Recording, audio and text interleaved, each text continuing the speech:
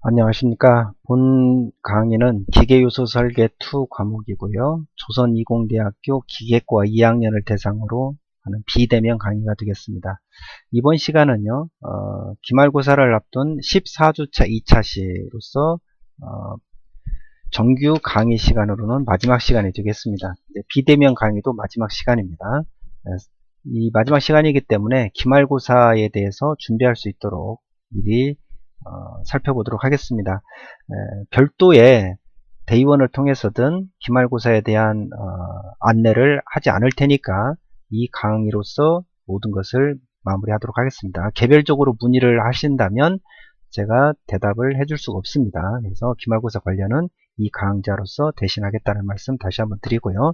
시작하겠습니다. 첫 번째요. 시험 범위는요. 12장 기어열부터 시작하겠죠. 자, 지난 시간 죄송합니다.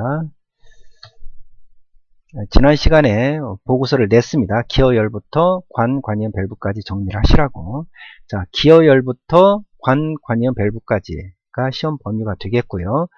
출제 문항은요. 객관식과 주관식이 각각 객관식은 13개, 주관식은 4개가 나갑니다. 기어열에서는 주관식 하나가 나가고요. 벨체로에서는 객관식 5개, 주관식 1개가 나가고요. 브레이크는 객관식 2개, 주관식 1개, 스프링 객관식 2개, 주관식 1개, 관, 관이형 밸브는 1개가 나가고요. 기계 요소의 분류, 지난 시간에 했었고 이번 시간에도 다시 한번 체크를 할 겁니다. 여기에서 객관식이 3개가 나갑니다. 이건 여러분들 그냥 일종의 보너스를 준다라고 생각하시면 돼요. 그래서 쉬운 문제니까 살펴보면 이렇게 해서 총 13개가 각각 3점씩 더하기 1점에서 40점 만점으로 채점을 하고요. 주관식은 4개가 각각 15점씩 해서 60점 만점으로 채점을 합니다. 그래서 총 100점 만점이 되겠죠. 그래서 이제 이게 기말고사에 해당되는 점수로 다시 환산해서 총점 100점 만점으로 중간고사, 기말고사 하고 그 다음에 출석 점수, 보고서 점수 이렇게 해서 100점 만점으로 나중에 환산을 할 겁니다. 자, 이해하시겠죠? 그래서 총 이와 같이 출제가 된다라고 했고요. 공부를 하시다 보면 어떤 게 나올 거라고 대략 짐작을 하실 수 있습니다. 또 이 오늘 강의를 들으시고 나면 이 정도면 할만하겠다라는 느낌을 받으실 거예요. 꼭 해보시기 바라겠습니다. 출제 경향은요. 비대면 수업 자료 예제 또는 보고서 문제 중에서 출제하겠다. 물론 숫자나 약간의 바뀜은 있겠죠. 그렇지만 예제나 보고서를 일부러 제가 다 풀어드렸습니다. 그와 같이 문제가 나간다 라고 했습니다. 물론 계산 문제 중에서 그렇다는 얘기입니다. 객관식도 거의 이것 빼고는 다 예제나 보고서 수준으로 다 나갑니다. 자, 이건 이따가 다시 설명을 드리도록 하겠고요. 그렇지만 주관식 계산 문제는 다 주관식인데요. 주관식은 다 계산 문제인데 계산 문제가 주관식에만 있냐? 그렇지 않습니다. 객관식에도 있을 수 있습니다. 간단한 계산 문제나 공식을 묻는 문제가 있을 수 있다라는 말씀 다시 한번 드리고요. 자, 시작하도록 하겠습니다. 기계 요소. 자, 여기에서 3개가 나간다는 얘기입니다. 문제가. 3개가 납니다. 뭐 어떻게 나간다고요? 다음 중 전동용 기계 요소가 아닌 것은 뭐 이런 것들 중에 넣어놓고 다른 걸 하나 넣는다는 얘기예요. 또는 다음 중 축용 기계 요소만으로 된 것들은 뭐 이렇게 1번 커플링 클러치, 2번 베어링 기어, 뭐 이런 식으로. 이건 학페이지 있잖아요. 그럼 답이 아니겠죠. 축용만 됐다면 클러치 커플링 이렇게 돼야 된다는 얘기입니다. 예를 들어서. 또는 뭐 이게 벨체로 같은 경우에서는 이게 줄로 되어 있기 때문에 감기 걸기, 감아 걸기 또는 걸기 전동장치 뭐 이렇게 한다 그랬잖아요. 감기, 감아 걸기, 감기 전동장치 뭐 이런 식으로. 자, 이거 다음 중 걸기 전동장치 또는 감기 전동장치가 아닌 것은 벨체로가 아닌 거가 되겠죠. 뭐 이런 식으로 문제가 나온다라는 얘기입니다. 그래서 이런 형태로 세 문제가 나간다. 여기서 말했던 기계 요소의 분류에서 세 문제가 나간다. 왜냐하면 기계 요소 분류는요.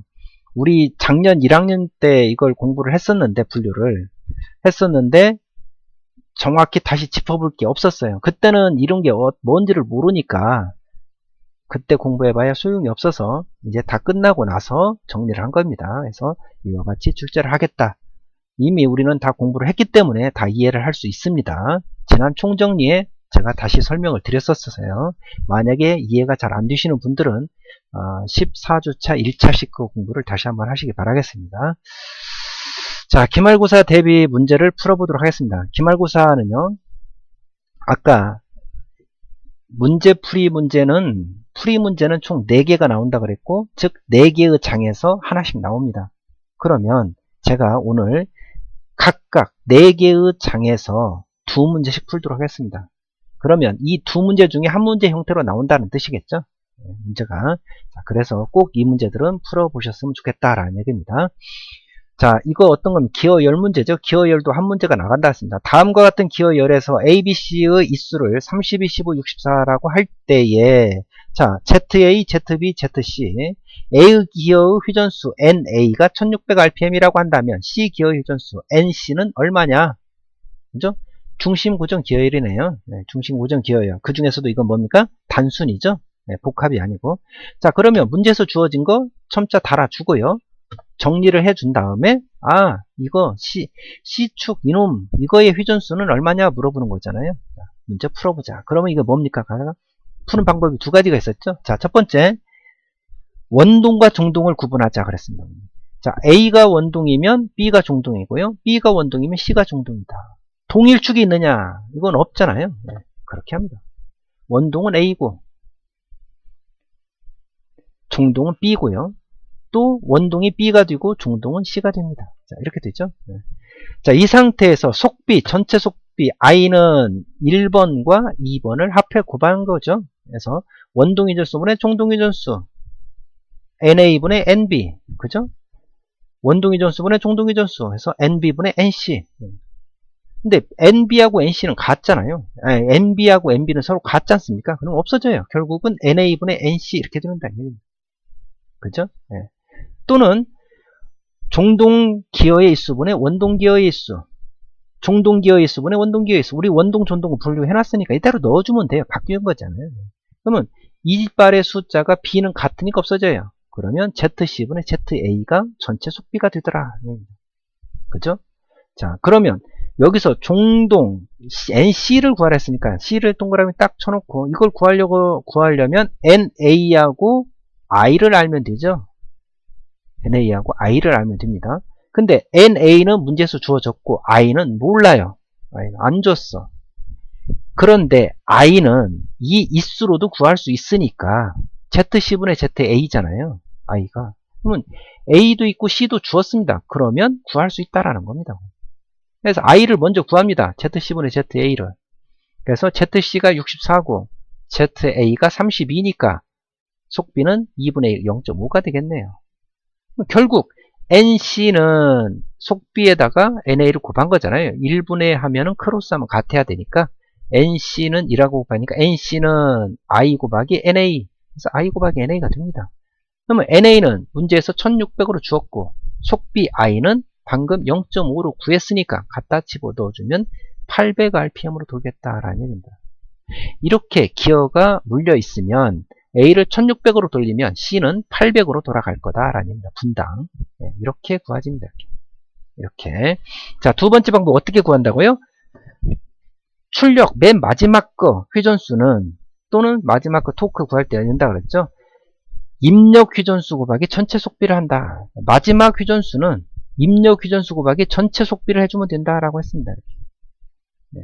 사실은 이거하고 똑같은 방법인데요. 그래서 마지막 회전수 NC는 입력 회전수 NA 곱하기 속비 I를 하면 된다라고 했습니다. 그래서 NA는 주어졌고 I를 안 주었으니까 I를 구하자. I는 RPM으로는 못 구하고 이빨 숫자, 이수로 구하면 되겠구나. 그래서 이렇게 구합니다. 이렇게. 그러면 ZC분의 ZA니까 역시 0.5가 나올 겁니다. 64분의 32니까. 그러면 결국 NA는 1600 주었고 속비는 0.5니까 800으로 이렇게 두 개가 같게 나오겠죠. 결국 얘도 NC는 NA 입력 회전수분의 속비다라는 얘기입니다. 전체 속비. 이해하시겠죠? 네, 그런 식으로 문제를 푸시면 되겠다라는 얘기입니다. 시간이 허락하는 데까지만 문제를 풀도록 하겠습니다. 여러분들은 기존에도 공부를 했었으니까 잘 보시고요. 자, 보겠습니다. 이거 기어 트레인이네요. 트레인인데 이건 뭡니까? 중심 고정 기어열 중에서 얘는 복합이죠. 예, 축이 하나인데 기어가 두 개 꼽혀 있습니다. B하고 C하고요. 똑같습니다. 푸는 방법은. 자, 각각의 첨자 달아주고 정리를 해주고요. C축, 예, 이거의 3축의 회전수는 얼마냐? 즉, ND를 구하라는 얘기거든요. ND. 3축의 회전수는 ND를 구하라는 겁니다. 입력은 주었어요. 입력. 1축의 회전수가 1500. 즉, 1축 1500은 NA라는 얘기고요. 예, 있습니다. 똑같습니다. 자, 이 원동과 종동이 뭐냐? 자, A가 원동이면 A가 B를 돌리니까 B는 종동이고요. C는 공짜로 돌아갑니다. B가 돌아가니까 C는 돌아가요. C가 원동이고 D가 종동이겠죠. 이렇게 물려 있으니까. 네, 그렇습니다. 동일축이 있습니까? 있다. B하고 C다. 그러면 NB하고 NC는 같아야 된다라는 뜻입니다. 동일축이니까. 기어의 이빨 수는 다르지만 같은 축에 물려 있기 때문에 회전수는 같다. 이렇게 됩니다. 자, 원동, 종동 분류해 놓고요. 동일축 있느냐 분류해놨습니다. 자, 이제 문제 푸시면 돼요. 속비 나오겠죠? 속비는. 자, 두 번 물려있으니까 1번 A하고 B하고 물려있는 속비, C하고 D하고 물려있는 속비 이렇게 두 개를 곱해주면 됩니다. 자, 속비라는 것은 원동 회전분의 종동. 자, 원동 A, 종동 B니까 원동 회전수 NA분의 종동 회전수 NB, 원동 회전수 NC분의 종동 회전수 ND 이렇게 하면 돼요. 근데 NB하고 NC는 같답니다. 왜? 동일축에 있으니까 이건 없어져요. 결국 NA분의 ND 하면 속비가 나와요.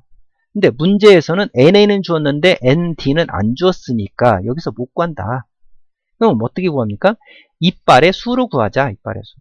그러면 속비를 구할 때는 회전수를 할 때 원동분의 종동인데 이빨의 숫자 즉 지름으로 되는 거니까 종동 지름분의 원동 지름 즉 종동 이빨의 숫자분의 원동 이빨의 숫자 이렇게 갑니다. 따라서 ZB분의 ZA, ZD분의 ZC가 이렇게 곱해지면 돼요. 그러면 이게 동일축이라 그래서 B하고 C가 RPM이 같으니까 B하고 C가 이빨수가 같냐? 그렇지 않죠. 이건 안 없어집니다. 회전수가 같은 것 뿐이에요. 이빨수는 다릅니다. 그래서 이대로 그대로 써줍니다. 이렇게 써주고 결국 자 보겠습니다. 문제에서요. ND를 구하라 그랬잖아요. ND 이걸 구한다라고 동그라미 딱 쳐놓고 보니까 뭐를 알면 됩니까? NA하고 뭐를 알면 돼요? 속비 I를 알면 됩니다. 문제에서 NA는 주었어요. 속비를 알면 된다. 근데 속비를 안 줬는데 이빨의 숫자들을 주었으니까 이걸로 속비를 구하자라는 얘기입니다. 그죠? 그래서 속비를 구하고 나서 갖다 집어 넣어주면 되겠다라는 얘기입니다. 속비를. 자, 갖다 집어 넣어주면 속비가 구해질 겁니다. 0.05네요. 속비는 0.05. 자, 이걸 계산을 해보면 ZB가 얼마입니까? 60분의 16. 제가 직접 써보겠습니다. 잠시만요. 자, 보시겠습니다. ND를 구하라 그랬으니까 ND를 구하려면 NA와 I를 알아야 되겠죠. NA는 문제에서 1500을 줬고 I는 주지 않았어요. 대신에 2의 숫자를 다 줬습니다. 따라서 이걸 가지고 I를 구하면 되겠다라는 얘기예요. 집어넣어줘 봅니다. ZB가 60이고 A는 16, 64, ZD는 64고 ZC는 12입니다. 그대로 넣어서 계산기에 눌렀더니 0.5가 나오더라. 속비, 전체 속도비는 0.5다. 따라서 ZD는 전체 속도비 I에다가 NA를 곱하면 되죠. 따라서 곱하면 줬더니 0.05에다가 1500을 곱했더니 75rpm이 되더라 라는 얘기입니다. 그래서 이와 같이 문제를 푸시면 되겠습니다. 자, 또는 이걸 그냥 한꺼번에 풀겠다라고 싶으신 분들은 그냥 출력 회전수는 입력 곱하기 전체 속도비다라고 그때 공부를 했었으니까 이것도 똑같습니다. 출력 회전수는 입력 곱하기 전체 속비하고 똑같잖아요. 네. 따라서 그대로 와서 자, NA는 문제에서 주었고 I는 안 줬으니까 I를 구하기 위해서 회전수로는 못 구하고 이빨의 숫자 이걸로 구해야 되겠다라고 했습니다. 그래서 0.5를 구한 다음에 그대로 계산을 해주면 동일한 답이 나옵니다. 여러분들은 둘 다 하시면 더 좋겠고요. 둘 중에 하나의 방법으로 문제를 푸시면 되겠습니다. 시험 문제 푸실 때는 반드시 풀이 과정을 쓰셔야 됩니다. 자, 그 다음 문제 보겠습니다. 이렇게 둘 중에 하나 정도가 나오겠다라는 얘기입니다. 기어열 같은 문제는요. 자, 세 번째 문제 보겠습니다. 축간거리가 0.1, 구동풀리의 직경 D1이 125, 구동풀리, 구동측의 회전수는 1800rpm, 피동측의 회전수 RPM일 때 엇걸기식의 벨트, 이거 벨트 문제구나 라고 생각을 하고요. 자, 이제 써볼까요? 축간거리 C고 구동풀리 D1 그대로 두고요. 구동측의 회전수 N1이 되겠죠? N1. 피동측의 회전수 N2라고 해야 되겠죠? 또는 NB라고 해야 되겠죠? 네, 벨트 길이 뭡니까? L. 벨트 길이는 어떻게 구하더라? 바로 걸기, 엇걸기가 달랐는데 일단 그렇게 하면서 첨자 써놓은 것을 정리합니다. 정리를 쫙 해놓고, 자, 벨트 길이 계산 공식을 딱 씁니다. 네.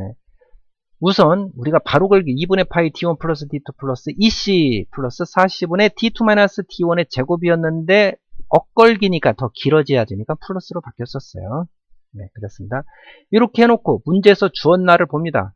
길이를 구하려면 파이는 3.14니까 알고 D1 주어졌고요.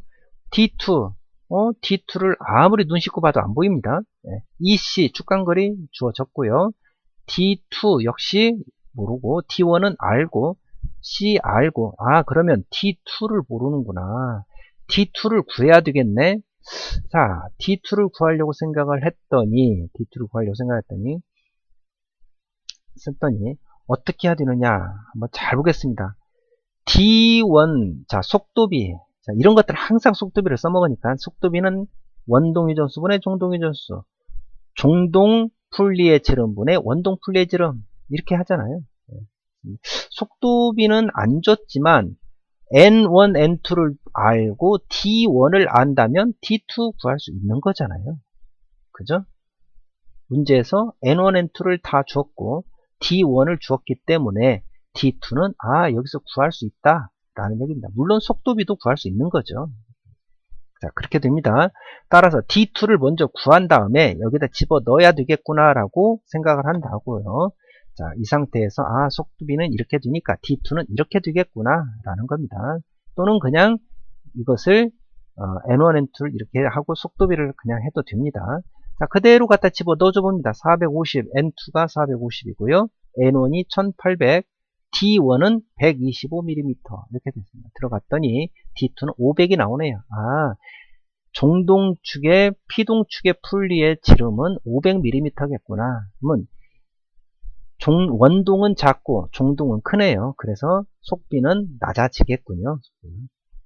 자, 이런 상태에서 D2를 구했으니까 갖다 이제 집어만 넣어주면 돼요. 2분의 파이에다가 D1 플러스 D2 플러스 2 곱하기 C 축간거리 플러스 40분의 D2 플러스 D1의 제곱 계산기를 두드려주면 3079.4mm가 나옵니다.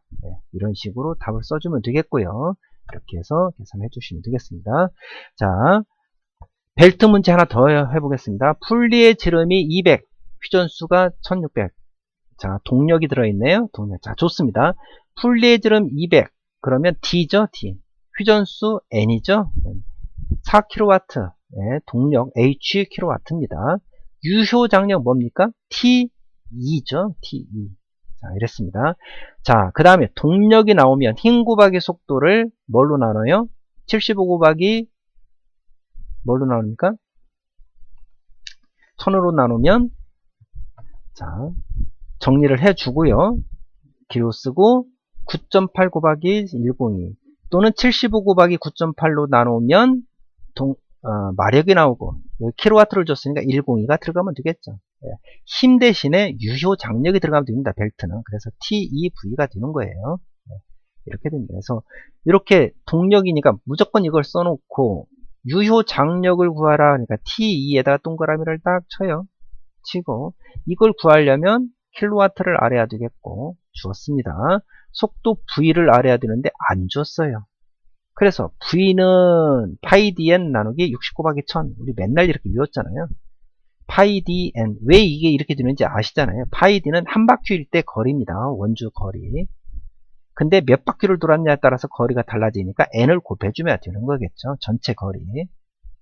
그리고 이 n이 rpm, 즉 분당 회전수기 때문에 초로 바꿔야 되니까 60으로 나눠야지 하는 거고, d가 밀리미터기 때문에 메타로 돼야 되니까 1000이 들어가는 거라고 그랬습니다. 자, 이렇게 해서 파이는 알고, d 알고요, n 알고, 여기서 v 구한 다음에 집어넣어서 구하면 되겠구나 라는 얘기입니다. 이해하시겠죠? 자, 그렇게 하시면 되겠습니다. 자, 그러면 v를 먼저 구해봅니다. 파이 dn 200mm 1600 rpm 60곱하기 1000을 나왔더니 대략 16.76m/s가 됩니다.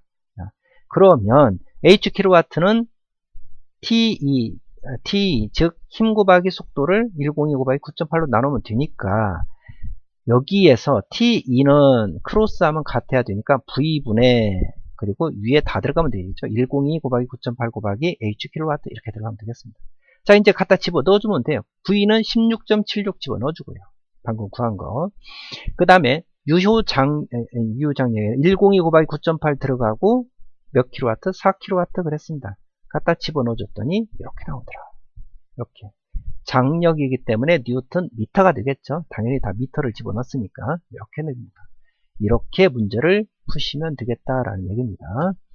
자, 5번 문제 풀겠습니다. 브레이크 문제네요. 단식 블록 브레이크에서 브레이크 드럼의 지름 D죠. 네. 블록을 브레이크 드럼에 밀어붙이는 힘 뭡니까 이게? Q죠. 네.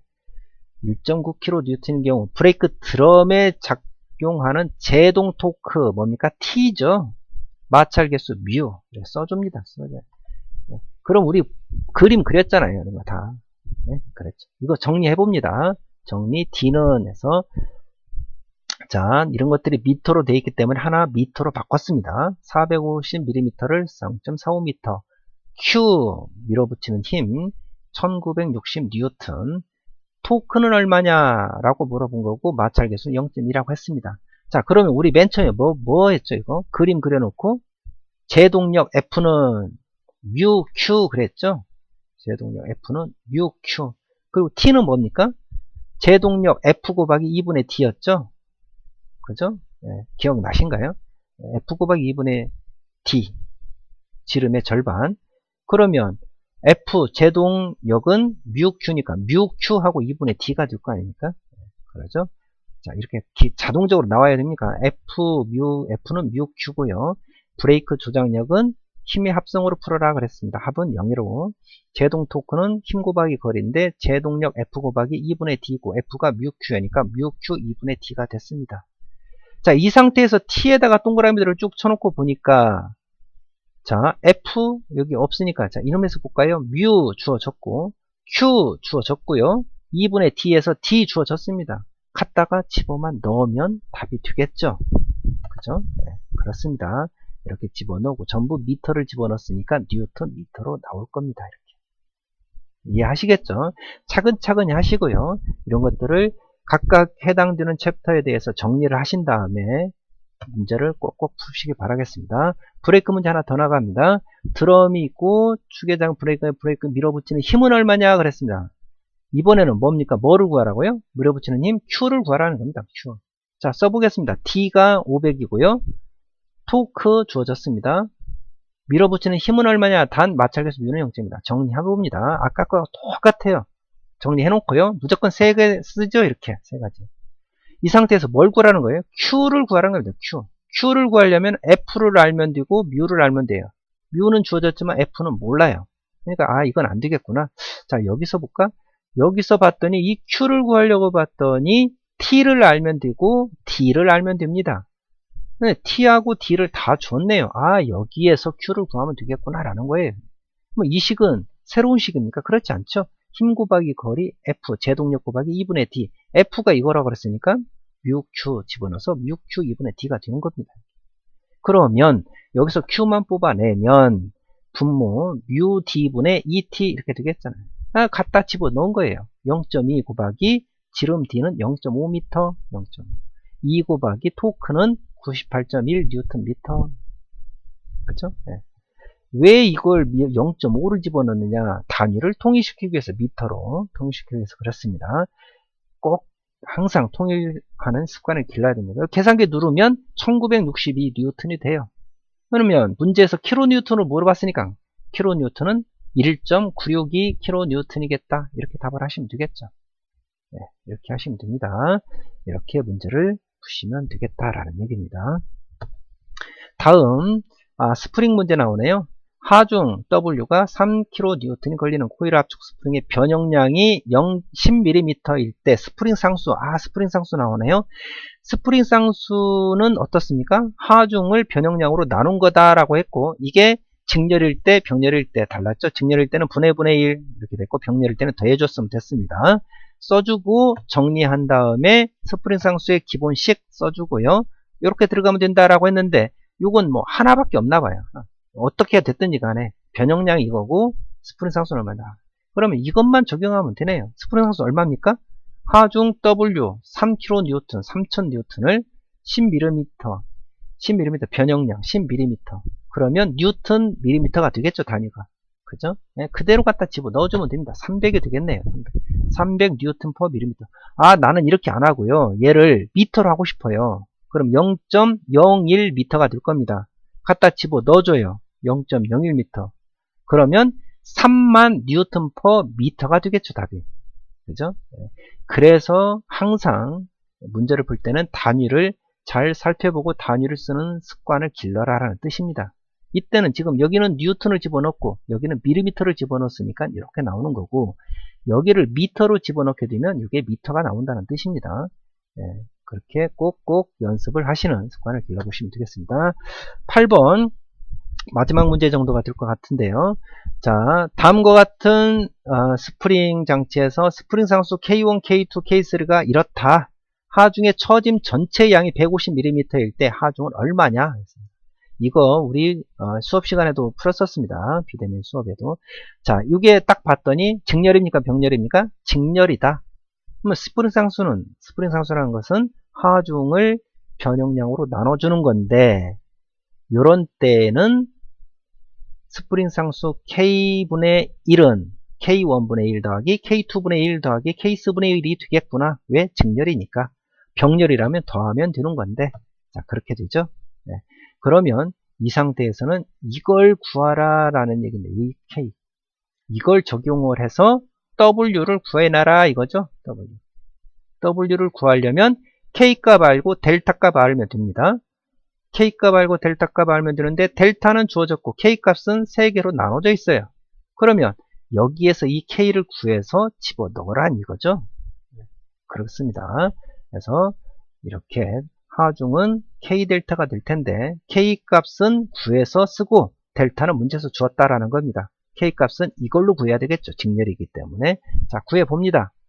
따라서 K분의 1은 40분의 1, 50분의 1, 60분의 1이 되니까 이거가 계산기 뜻들은 이러네요. 따라서 이것은 분의 1이니까 K는 어떻게 됩니까? 네, 16.216이 됩니다. 계산기 눌러보시면 이게 K분의 1이 이거니까요. K분의 1이 이거니까 K는 16.216 뉴턴 퍼 센티미터다. 왜 그렇습니까? 다 뉴턴 퍼 센티미터를 집어넣었으니까 그렇습니다. 네. 따라서 하중 W는 K 알고 델타 아니까 K 델타를 구하면 되잖아요. 그래서 K 값 그대로 넣어주고 델타 값은 센티미터로 맞춰주기 위해서 15cm를 넣어주면 243.24 뉴턴이다. 즉 하중을 243.24 뉴턴만큼 잡아당기면 150mm가 늘어날 거다라는 얘기입니다. 네, 이렇게 문제를 푸시면 되겠습니다. 차근차근히 잘 생각하셔가지고요, 문제를 풀어보시기 바라겠습니다. 자, 주의하실 게, 계산 문제가 그러면 주관식으로만 나오냐? 그렇지 않습니다. 객관식으로도 간단한 건 나와갑니다. 또한 공식도 물어볼 수가 있어요. 나중에 왜 계산 문제를 객관식에 냈습니까? 라고 하시면 안 됩니다. 분명히 말씀드렸으니까 이해하실 거라고 생각을 하고요. 자, 정규 수업의 마지막 보고서입니다. 마지막 보고서는요, 사진 찍어서 올리시면 돼요. 10월 19일까지요. 사진 올리시면 되는데, 되게 심플한 걸 내드리도록 하겠습니다. 지금까지 정리한 거 말고 기계 요소에 분류했었잖아요. 기계 요소 분류, 이거 합니다, 이거를 한번 써보라는 얘기입니다. 써보라는 얘기. 써보고 나서 여기 세 문제가 나가니까 이런 것들을 한번 써서 그리고 사진 찍어서 보내주십사라는 겁니다. 기계요소. 자, 이렇게 해가지고 우리 기계요소 2에 대한 교과목을 한 학기 수업을 마치도록 하겠습니다. 기계요소는 1년에 걸쳐서 공부를 해왔고요. 우리가 이제 1학기 때, 2학년 1학기 때 모든 과정을 마치고 이제 시험을 앞두고 있는데 비대면이라서 여러모로 어려운 점이 많았을 거라고 생각이 됩니다. 하지만 우리가 잘 코로나도 이겨내고요. 기계요소에 대한 시험 문제도 잘 풀 수 있도록 열심히 풀어주시기 바라겠습니다. 자, 한 학기 동안 비대면으로 한 학기를 다 이렇게 마치게 됐는데요. 고생들 많으셨고요. 이해력이 어떻게 전달이 됐을지가 궁금하기도 하고 하는데 대면보다는 부족했을 거라고 생각하지만 우리는 열심히 해서 잘 극복할 수 있도록 노력하도록 하겠습니다. 이상으로 기계요소에 대한 한 학기 강의를 모두 마치도록 하겠습니다. 시험 잘 보시고요. 나중에 학교에서 만나도록 하겠습니다. 수고하셨습니다.